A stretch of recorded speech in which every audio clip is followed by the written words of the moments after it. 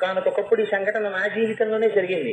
Godavari express లో బయలుదేరి నేను, నా భార్య, నా కొడుకు, కూతురు వస్తున్నాం హైదరాబాద్ నుంచి కాకినాడ.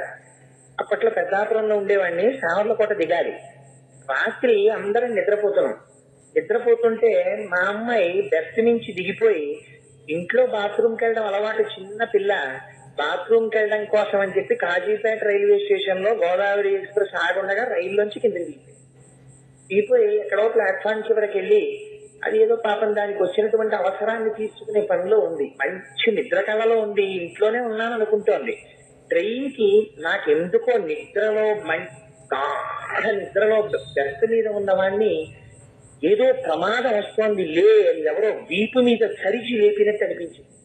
దబాలను లేచి వెంటనే దృష్టి నా కూతురు లోయర్ బెర్త్ మీద లేదు అని గుర్తించాను. నా భార్యని లేపి అడిగాను, ఏదే అమ్మాయి ఏదని అడిగాను. నాకు తెలియదండి అంది. గబగబా వెళ్ళి ఆ బాత్రూమ్ తలుపు తీసి చూశాను. నా అదృష్టం లోపల బోల్ట్ చేసి ఉంటే అది లోపల ఉండిపోయింది అనుకుని ఉండేవాడి. తలుపులు రెండు తీసి ఉన్నాయి. అరే ఇక్కడ లేది అంటే బయటకు వచ్చి చూస్తున్నాడు. గ్రీన్ దీపం చూపించేస్తున్నాడు గార్డు. బండి బయలుదేరిపోవడానికి సిద్ధంగా ఉంది. మా పాప మంచి నిద్ర కళ్ళతో లేచి అక్కడెక్కడో ప్లాట్ఫామ్ కి అక్కడ నిలబడి అలాగే నిలబడి ఇలా ఉంది, కళ్ళు మూసుకుని. కంపార్ట్మెంట్ లోంచి దిగి పరిగెత్తుకుంటూ వెళ్ళి పిల్లని అక్కున చేర్చుకుని పరిగెత్తుకుంటూ వచ్చి బోగీలోకి ఎక్కాను. ట్రైన్ కదిలిపోయింది. ఒక్క క్షణంలో నా కూతురు నాకు దక్కేటట్టు నిద్రపోతున్న వాడిని లేపి, ఉరే నువ్వు భవిష్యత్తులో కన్యాదానం చెయ్యాలరా, ఆదమరికి నిద్రపోతున్నావని నా ఇంట పుట్టిన అమ్మవారిని మళ్ళీ నాకు తెచ్చిచ్చిన అమ్మ ఎవరు? ఆ అమ్మ పాదాలకి నేను ఎన్ని మాటలు శిరస్సు ఉంచి నమస్కరిస్తే నా జీవితంలో నేను రుణం తీర్చుకోగలను. అసలు రుణం అన్న మాట నేను వాడనే వాడను. నా చర్మం ఒలిచి చెప్పులు కుట్టి మా అమ్మ పాదాలకు తొడిగినా అది తీరేది కాదు. చేత అమ్మ ఇచ్చినటువంటి వైభవాన్ని అమ్మకే అంకితం చేస్తూ 4 మాటలు చెప్పాను. అందుచేత ఎందుకు ఈ మాట ప్రస్తావన చేశానంటే వ్యక్తిగత విషయాలు వేదిక మీద చెప్పడానికి నేను కొంచెం విరుద్ధం. ఇలా ఇవాళ ఎందుకు ఆ మాట ప్రస్తావన చేశాను అంటే అమ్మ యొక్క నిర్హేతుక కృపకి ఇది తార్కాణం. సరే, అందుచేత శంకరులు అంటారు, అమ్మ నిన్ను ఎలా పొదివి పట్టుకుంటుందో తెలుసా, అన్ని కాలముల యందు కాపాడడం అంటే ఏమిటో మీకు ఒక ఉదాహరణ చెప్పడానికి ఈ మాటలు చెప్పాను.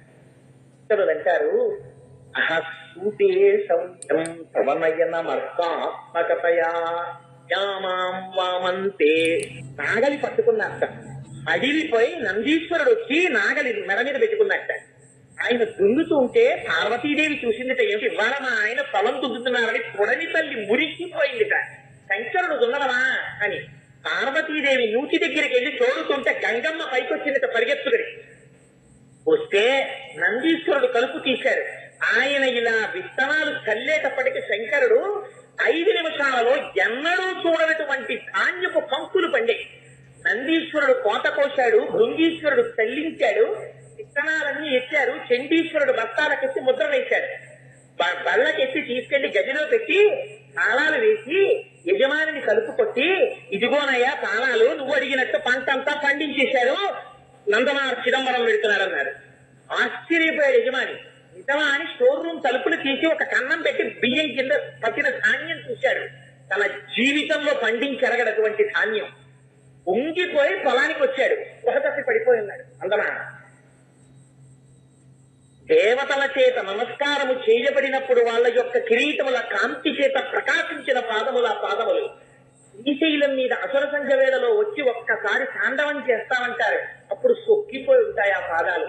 తండ్రి, ఆ పాదాలకి ఎప్పుడూ పాదరక్షలు వేసుకోవు కదా, నా కోసమని స్వామి నా మనస్సు అనే పాదరక్షల్ని తొడుక్కోవయా తండ్రి అంటారు శంకరాచార్యుల వారు. ఇది శంకరుల భక్తి అంటే. శంకరుల లాంటి భక్తుడు లేడు, శంకరుడి లాంటి జ్ఞాని లేడు ప్రపంచం. శంకర భగవత్పాదులు సౌందర్య లహరిలో అమ్మవారి గురించి చేసినటువంటి బహుభంగిమల వర్ణనల గురించి, అమ్మ యొక్క ఆ వర్ణనలో ఒక కన్నునో, ఒక ముక్కునో, ఒక పెదవినో, ఒక చేతినో, అమ్మవారి కాలి గోటికి ఉండేటటువంటి కాంతినో దర్శించి మన అజ్ఞానాన్ని ఎలా పోగొట్టుకోవాలో చూపించడానికి ఎన్ని శ్లోకాలు రచించి మహానుభావులు మనల్ని ఉద్ధరించడానికి ప్రయత్నం చేశారో ఆవిష్కరించడానికి ప్రయత్నం చేస్తూనే ఉన్నాను. ఇవాళ శంకర భగవత్పాదులు నిన్నటి రోజున నేను ప్రసంగాన్ని పూర్తి చేస్తూ ఒక మాట అన్నాను. అందులో అమ్మవారి యొక్క వైభవాన్ని వర్ణిస్తూ శివే శృంగారార్ధ్ర కవితరజని ఉత్సనపర అన్న శ్లోకాన్ని వర్ణిస్తూ అమ్మవారి కళ్ళల్లో శంకరాచార్యుల వారు నవరసాల్ని దర్శించడాన్ని విజ్ఞాపన చేసి ఉన్నాను. శంకరులు అమ్మవారి కన్నుల గురించి చెప్తూ మనందరికీ బెంగ తీరిపోయేటటువంటి మాట ఒకటి చెప్పారు. అది శంకరులకి శంకరులే సాటి, వేరొకరు చెప్పలేనటువంటి మాట. ఇందులో పదప్రయోగం ఉంటుంది నిజంగా శ్లోకంలో, ఆశ్చర్యం వేస్తుంది అనమాట. చాలా బెంగ పెట్టేసుకుని ఒక్కడే ఉండిపోయి, ఏదో రైలు వెళ్ళిపోతూ ఉంటుంది, వెళ్ళిపోతున్న రైల్లోంచి పిల్లలు తెలియక రైల్లోంచి కిందకి దిగిపోయారు అనుకోండి,